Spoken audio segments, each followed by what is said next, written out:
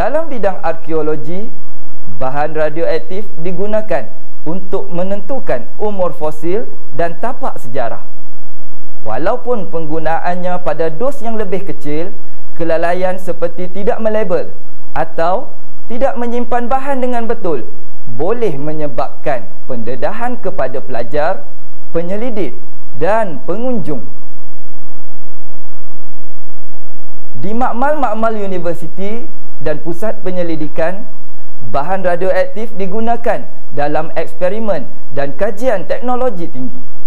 Tetapi, jika ia tidak dikendalikan dengan betul, bahan ini boleh hilang, bocor atau lebih buruk lagi, ia jatuh ke tangan orang yang tidak sepatutnya.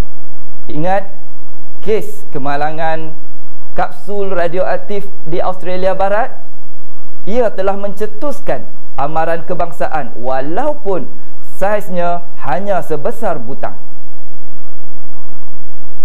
Kesimpulan daripada topik ini, setiap bidang yang menggunakan bahan radioaktif berisiko tinggi, jika tidak dikendalikan secara selamat dan efisien, satu kesilapan kecil boleh membawa kepada pencemaran yang mengambil beratus tahun untuk dipulihkan.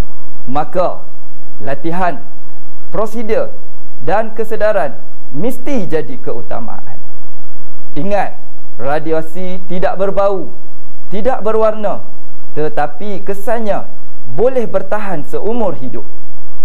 Ayuh, mari kita sama-sama ambil tahu, ambil berat dan bertindak dengan bijak. Sains telah memberikan kita kuasa, tapi keselamatan ialah tanggungjawab kita bersama. Terima kasih.